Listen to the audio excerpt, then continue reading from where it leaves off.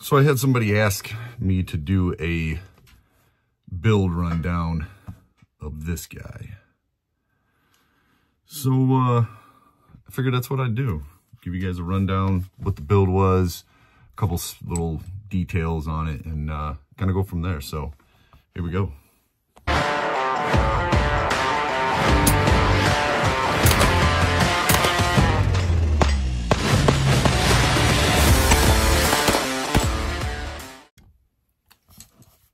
So this is pretty much one of those ones where everybody calls it a Gucci Glock.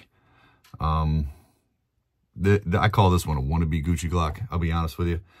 Usually a Gucci Glock is going to have, you know, custom Cerakote, custom work done to it, probably a stipple job, some kind of fancy cuts. To be completely honest with you, this one is more of a budget-friendly Gucci Glock. So what I'm going to do to kind of give you guys the rundown is I'm going to start with the pistol brace, and then I'm going to take it off and start working the rest of the way through the gun. So, and this is this brace is from Recover Tactical. Now, this is like the Gen 1 that came out. Now there's some nicer, newer ones that are out. This one specifically only works for Glock 19 and maybe Glock 17. I'm honestly not sure. I don't have a G17. All I got is this Glock 19, but I know they do make a I think it's called the 2080. This one's called the 2020. I know they make a 2080, which is made to fit the polymer 80 frames. So this one will not fit. I haven't personally tried it. I just know that it says it won't fit because there's different geometry in the frame itself of the Glock and whatnot. So you can try it. I'm not trying it. I don't want to break anything, but they are pretty cool. Like I said, it's a pistol brace. Somebody was like, "Oh, that's a butt stock." They're pistol braces. You know, they're legit right now. So it does come with some side mounts on either side. Those are detachable, and it is foldable. So there's that. I don't know. I was just goofing around the other day and put it on, and somebody was like, "Dude, do a rundown video of your Glock there." So that's what we're doing. While I'm at it, to get this thing off, you take this one bolt off and you fold this over, and this piece separates in the middle. You do have to take the angled foregrip off there, but this piece will just basically separate and allow you to take the Glock out, just for reference sake. So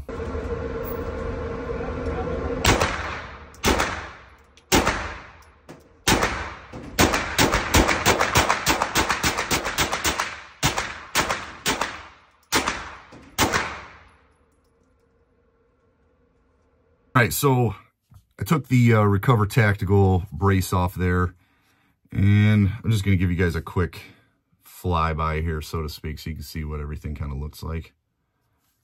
I'll flag myself here. So I'm just going to start from the top, work my way to the bottom, tell you what everything is, kind of how it came to be. So obviously up top, you see there's a sight mark, mini shot M-Spec M1, I think is what the full name of it is.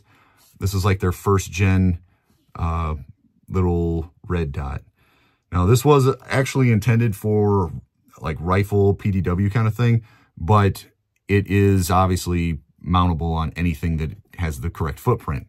I know they make a plate that can mount in the dovetail back here. So obviously you got to take your rear sight off, and then you mount that plate and you can mount it on. I didn't want to do that. I actually have the plate somewhere. I just didn't. I wanted to run this thing for a little bit and then see if I really liked it to do the cut, which I actually like it. I like it a lot, quite a bit. Put quite a few rounds through it.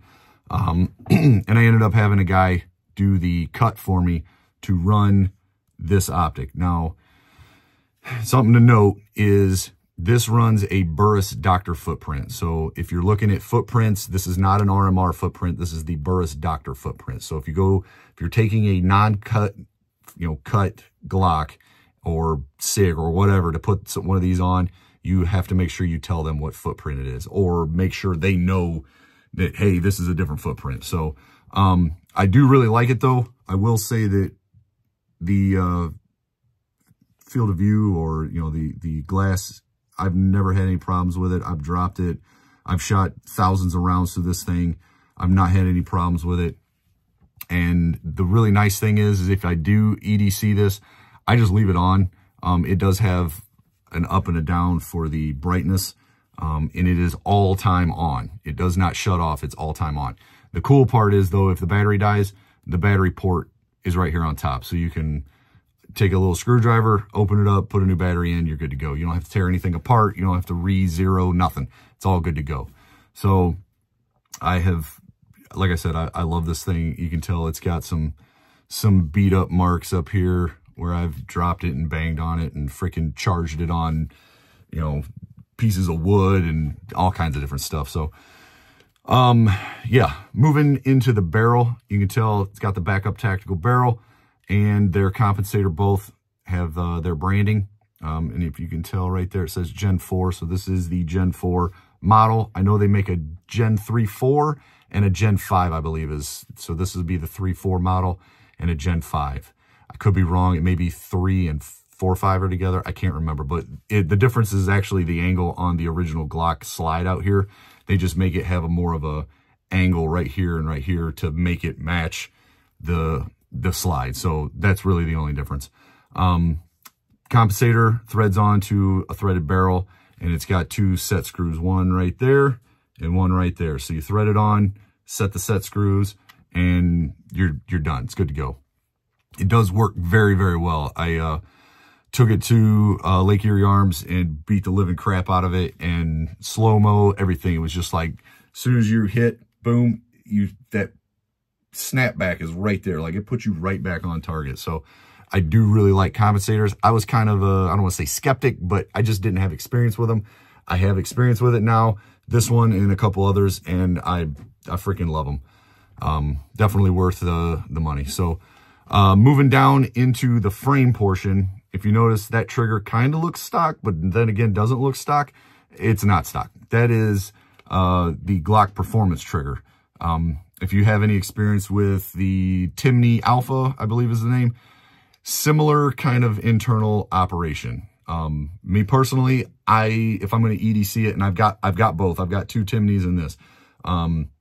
If I'm going to carry it like everyday kind of thing, or if I was a police officer, you know, law enforcement agent, I'm going with the Glock Performance trigger, only because I feel, and this is my personal experience and personal feelings, that the Timney trigger is very low tolerance on the wall. So that little take up you have is very, very minute on the Timney.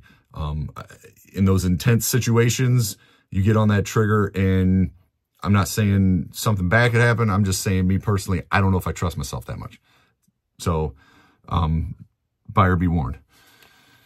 Over here, you can see the chevron design and the chevron design. Those are both from Tyrant CNC. I do like their stuff. Pretty much everything they make is aluminum. So if that's a problem or a pro or con for you, I personally like their stuff. The Magwell, I'm able to get my thumb on quite well. It's actually got a little further out right here than a lot of them that I found, and that was actually one of the selling points for me, is I could get on it quite well. So nice stuff they make. I've got some parts on my 320, my gas pedal, a couple other things, the mag release. So nice stuff. Moving down into the grip here. Now, if you look on this side right here and right here, it's got some wear. This is Handle It grips, and this is their Gen 1 style texturing. It's like a rubberized kind of grip. As pretty much everybody's going to be aware, Glock isn't got the greatest stippling grip.